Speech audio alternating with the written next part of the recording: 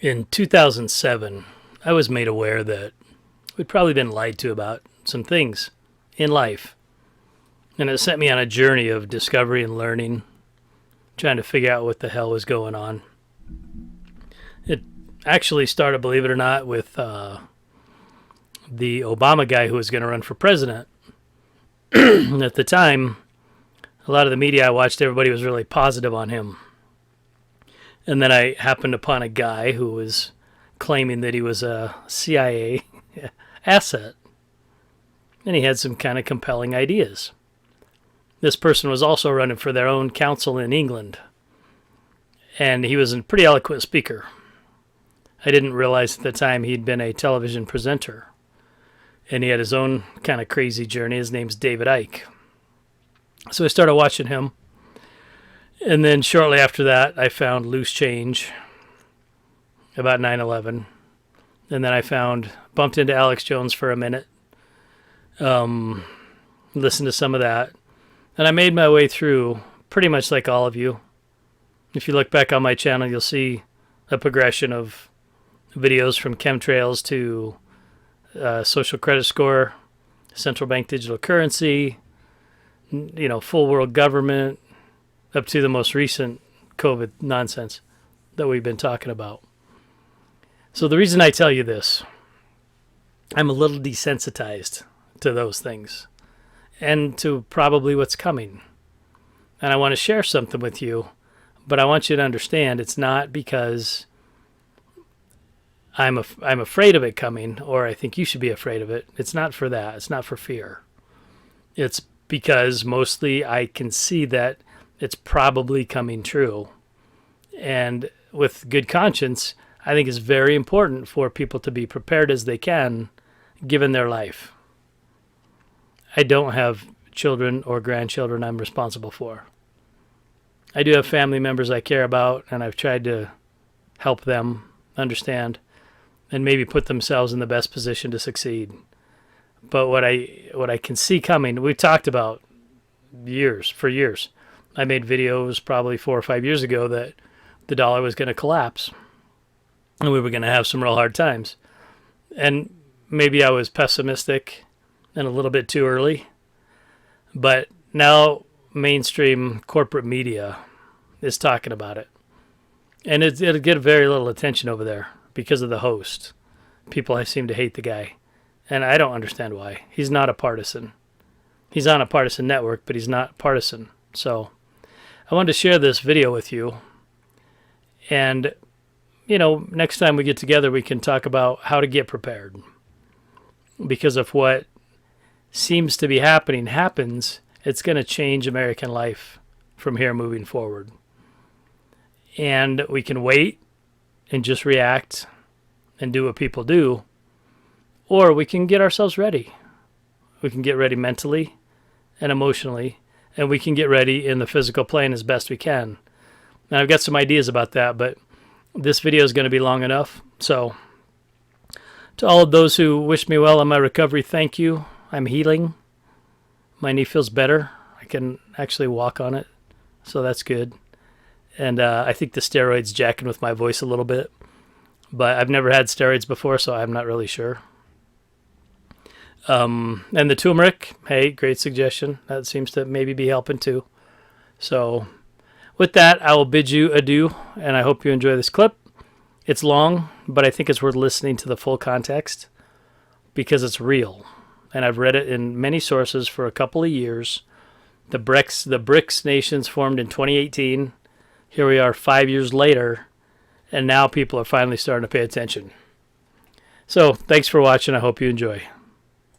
Andrew Jackson's face beside the famous seal of the U.S. Treasury was probably America's best-known export. From Dar es Salaam to Sri Lanka to the smallest gold mining outpost in the Amazon basin, every shopkeeper on Earth recognized a $20 bill. The dollar was universal, and not just universal in commerce, though the majority of international transactions were conducted in dollars, but universally held as a long-term store of value globally. The world's central banks stockpiled U.S. dollars, far more than any other currency. Now, most Americans may not have known that, or they did, but it doesn't matter whether they knew it. It was very good for everyone who lives here.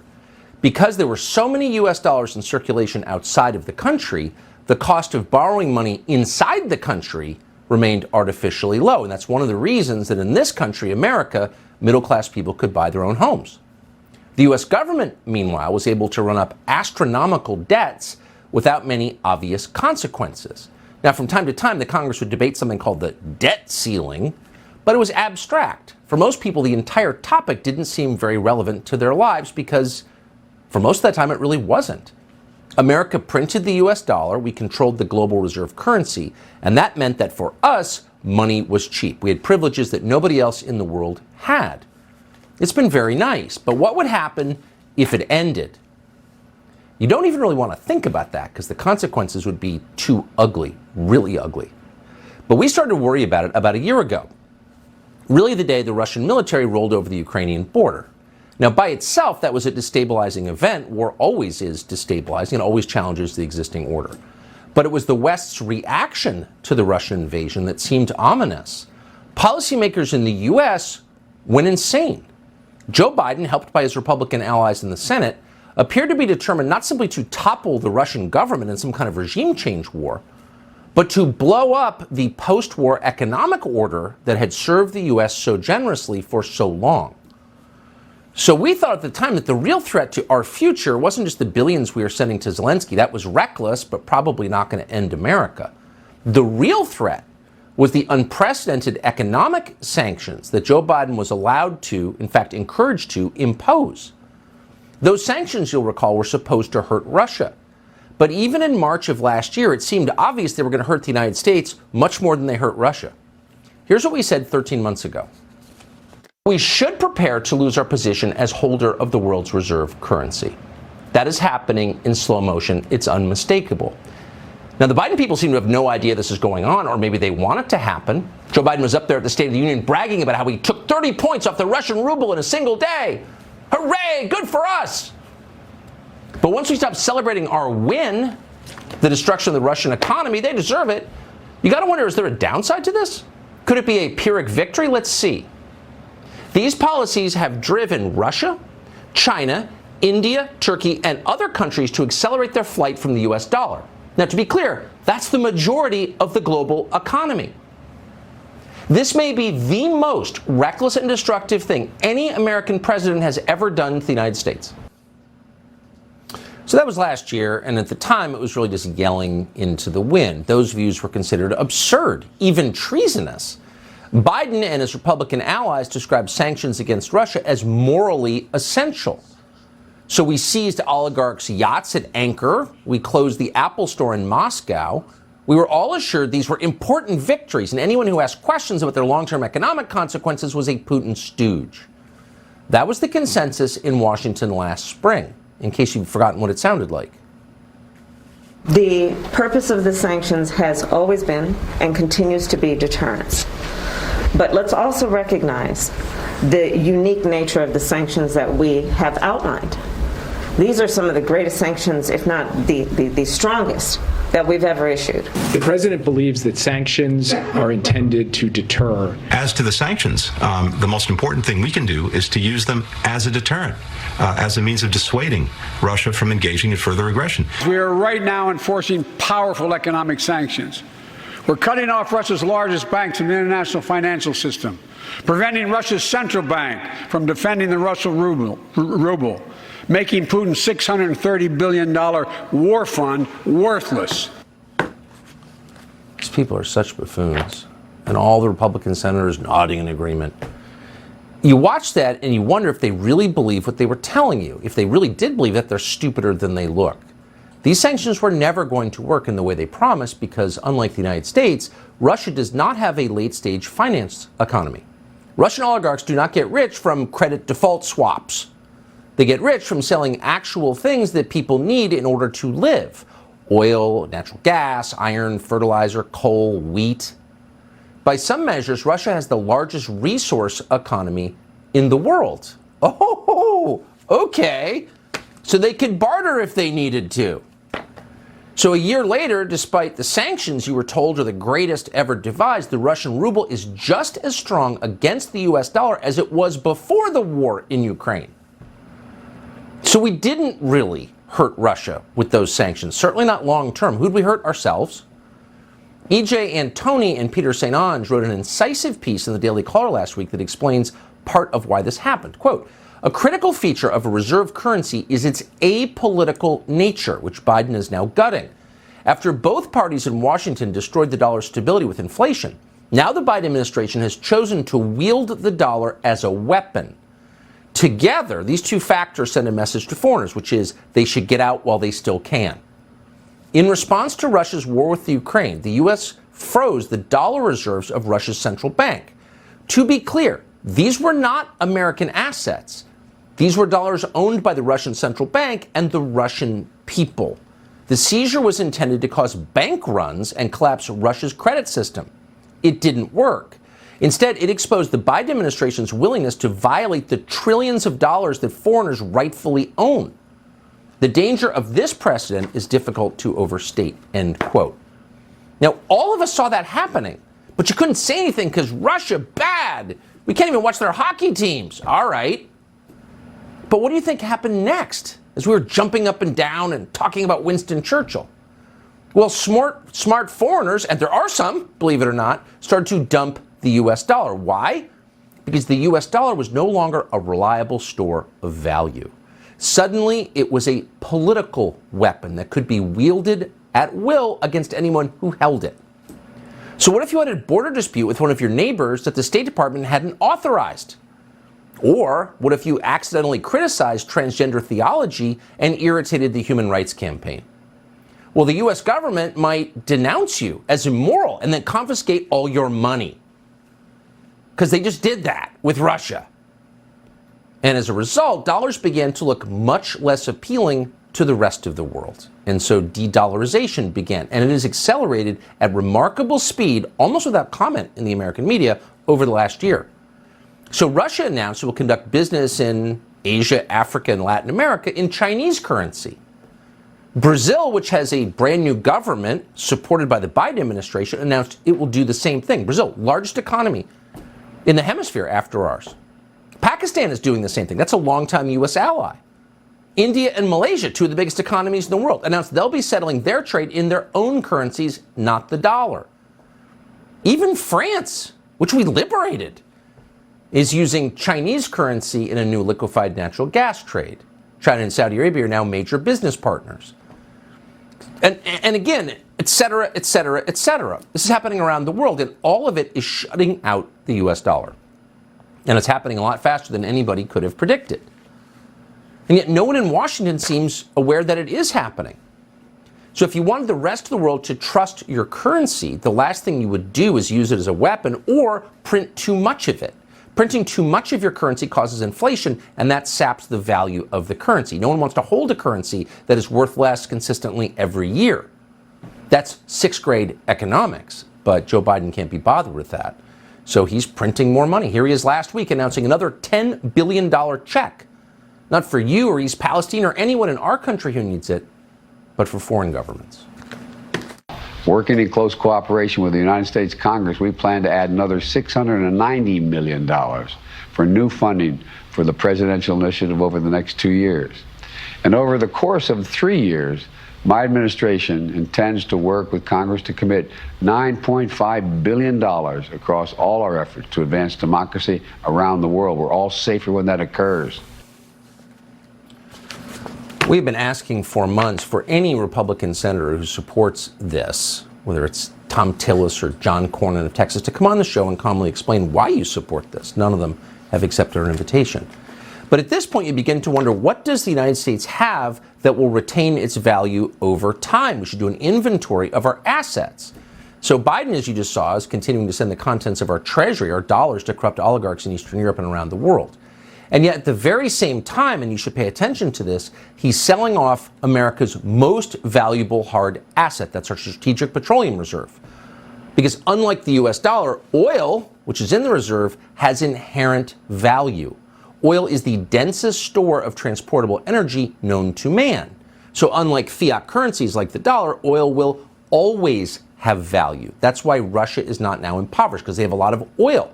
But we have less, because the SPR has been drained. In the last fiscal year, the Biden administration sold off 218 million barrels of oil, including bewilderingly, criminally, to the government of China. How much oil is that? It's more oil sold from the SPR in 1 year than in all previous years combined. So what happens when we empty it? Well, there's not much left. Oh, what about our gold? America's gold reserves have not been fully audited in generations. So they can say whatever they want, but the truth is we don't really know how much gold is in Fort Knox. So the SPR becomes even more vital, and now it's disappearing. And as it does, the power of the United States ebbs. At some point, what's going to be left? They'll be draining the Great Lakes and shipping the water to the Gobi Desert for cotton farming. They'll be selling the curtains.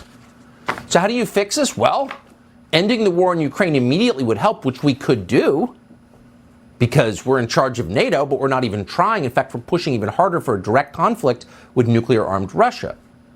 And politicians in Washington remain mired in their weird boomer World War II fantasies where they're all Winston Churchill and Zelensky's the head of the French resistance. We could give a million examples, but we can't resist, once again, the leader of the Republicans in the Senate, Mitch McConnell, last month. I'm going to try to help explain to the American people that defeating the Russians in Ukraine is the single most important event going on in the world right now. Defeating the Russians in Ukraine is not the single most important event in the world from the perspective of the United States. It's not even number 15 on the list. It's way below ending the importation of fentanyl into this country, and it's way, way below preserving the strength of the U.S. dollar. But if Mitch McConnell and Joe Biden and the rest of these reckless leaders have their way, an increasing number of countries will do what so many have already done, which is begin to reject the U.S. dollar. And what will happen then? Well, all those dollars will come home. And the value of our currency will plummet even further. And that will lead to poverty across the United States. And that will lead to the typical political and cultural volatility that inevitably follows economic collapse. Disaster. And we've seen it before. Of course, you know the famous pictures from Germany in the early 20s. Banknotes and wheelbarrows. When I buy a cup of coffee, that'll be 30 pounds of currency. Kids playing with worthless stacks of Deutschmarks. That was called Weimar, the Weimar Republic. And that government collapsed because of hyperinflation. And then economic collapse led to communist revolutions across Germany and ultimately to, fill in the blank, the Nazi regime. That's well known. In fact, it's a cliche at this point. But here's the thing that nobody seems to remember. What brought on the economic collapse that set the world on fire? Does anyone remember that? Why did the German government blow up its own currency? Well, simple. The German government took on too much debt in order to pay for a pointless war. Yes, a pointless war did that. And if that sounds familiar, it's because exactly what we have done repeatedly for decades. We did it in Vietnam. We did it in Iraq. We did it in Afghanistan. And every time we got away with it because uniquely we held the world's reserve currency. But this time could be very, very different. A war against Russia will be the last war we can afford to fight. Luke Gromen is an economist. He joins us now. Luke, thanks so much for coming on. This seems to be happening kind of right in front of us for those who are paying attention, but I don't hear anybody talking about it, and I wonder why.